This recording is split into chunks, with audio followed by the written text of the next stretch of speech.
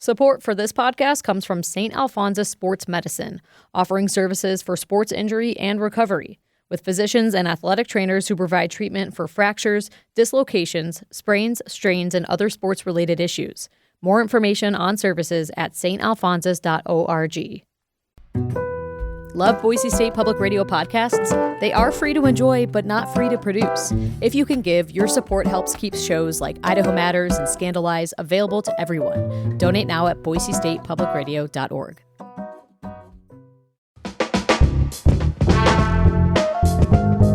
On a Monday, June 8th, this is the Connector Idaho Daily News. I'm Troy Oppie. Here are this morning's headlines.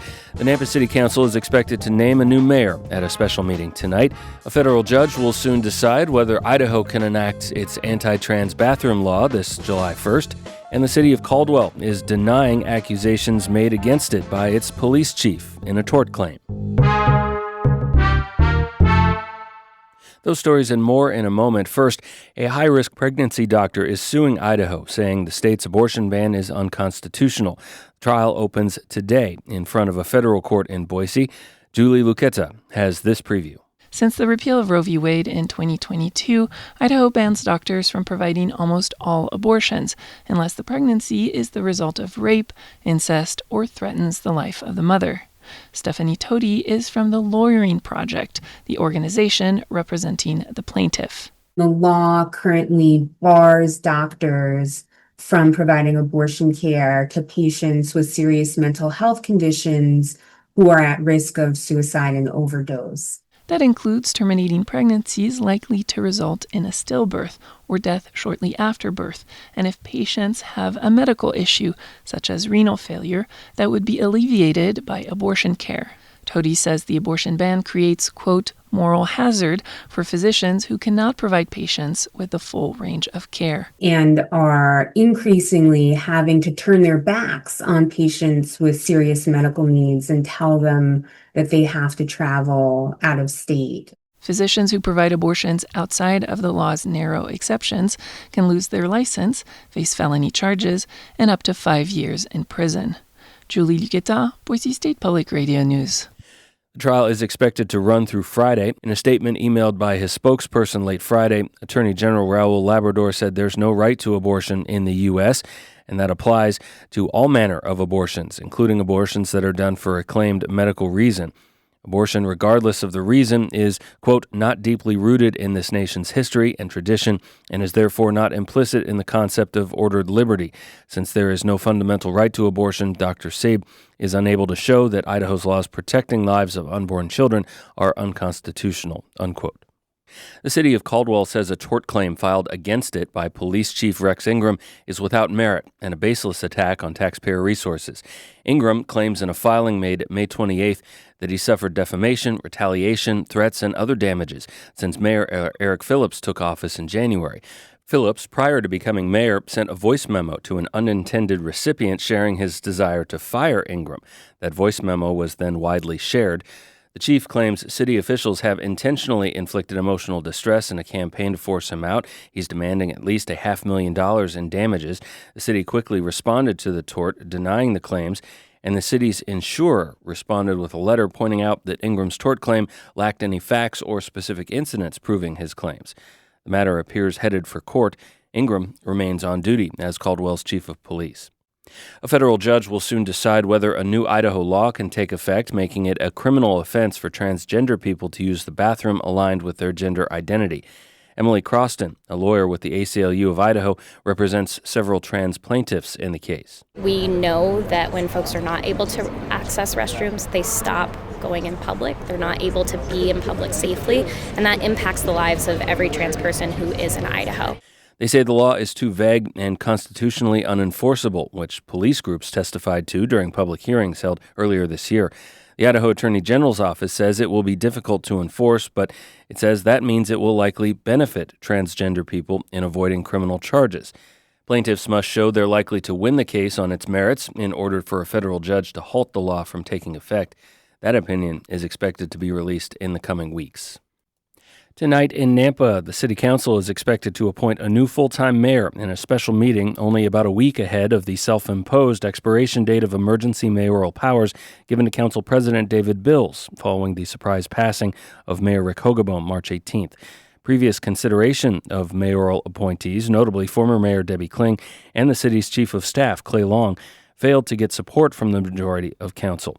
Some members wanted to open applications for mayor up to the community. That has not happened, but council mayors in April did agree to slow the process down in order to get it right. It's not known who the council is planning to discuss for appointment. Monday's special meeting includes a separate agenda item related to new responsibilities for the city's chief of staff. The city council meeting begins at 5 p.m. today. Public testimony will not be taken. The council's appointee will be officially sworn in at its next regular meeting, June 15th. Police say the body of a Montana man who was swept down the Payette River last week when his car crashed on Highway 55 near Smiths Ferry has been recovered about 2 to 3 miles downstream of the accident. The Valley County Sheriff's Office says the body was recovered Sunday. Idaho State Police say the remains were spotted by a passerby who notified authorities, who then had to hike in to where the body was found. Police say they believe the man was the only occupant of the truck which crashed into the river May 30th after hitting another vehicle on the highway. A car fleeing an attempted traffic stop near State and Glenwood in northwest Boise early Saturday crashed into a truck on Chinden Boulevard. The Ada County Sheriff's Office says the fleeing car's driver and passenger were hospitalized with injuries. The truck driver was not hurt. No further information was released, which the Sheriff's Office says is because a critical incident task force has been activated to investigate, led by Garden City Police. Overnight in South Nampa, police say a crash on Missouri and Highway 45 sent a juvenile driver and passenger to the hospital, but when police arrived on scene, the driver of the other car involved was gone and has not been found. State police are investigating. Some wildfire notes for you now. Fire officials say the frontage fire in eastern Oregon is fully contained, but a level 1 Be Ready evacuation notice remains in place for Farewell Bend near Interstate 84. That fire Saturday quickly burned nearly 2,000 acres and forced immediate evacuation of Farewell Bend State Park. It also closed I-84 for several hours. The cause remains under investigation. Full containment is expected tonight on the 50-acre Scott Pit fire that's west of Parma near the confluence of the Snake and Boise rivers. That fire sparked Saturday. Response included around 60 to 70 personnel from Parma, Wilder, and Sand Hollow fire districts, plus the U.S. Forest Service and Bureau of Land Management and Idaho Department of Lands firefighters, which are leading the effort on state land. Work will continue throughout the day today. Officials ask citizens to avoid that area. And fire officials in Cassia County say they're still a little short of full containment on the Summit Creek fire, but the goal is close, and mop-up efforts within the fire's perimeter are beginning. This comes as crews battled red flag conditions with high winds and low humidity yesterday. The Sawtooth National Forest area around that fire remains closed to the public. Not far from that fire, red flag conditions exist again today, according to the National Weather Service, with an active red flag warning in northeast Nevada. Ada County officials will begin fiscal year 2027 budget presentations to the County Commission beginning today. This is the process which guides spending decisions commissioners will make over the next few months regarding the coming year's budget, which takes effect October 1st. Residents can watch the presentation on the county's YouTube page. A public hearing on the full budget proposal is set for July 21st. The 124th Fighter Wing of the Idaho Air National Guard has a new commanding officer. Colonel Ryan Richardson handed over command to Colonel Anthony Ciesick on Saturday. That's according to a news release from the Idaho Air National Guard. Richardson led 2 foreign deployments in his approximately 15 months as commander, including one in support of Operation Epic Fury, U.S. military operations in Iran this spring. Ciesick previously served as the 124th Fighter Wing's deputy commander, and before that, the commander of the 124th Mission Support Group.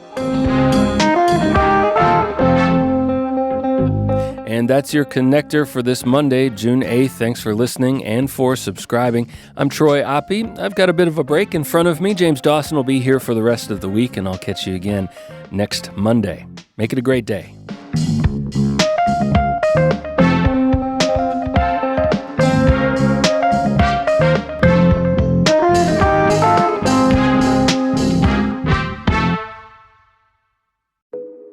Each story you hear on Planet Money starts with a question. What happens if we refund tariffs? Why are groceries so expensive? At NPR, we stand for your right to be curious.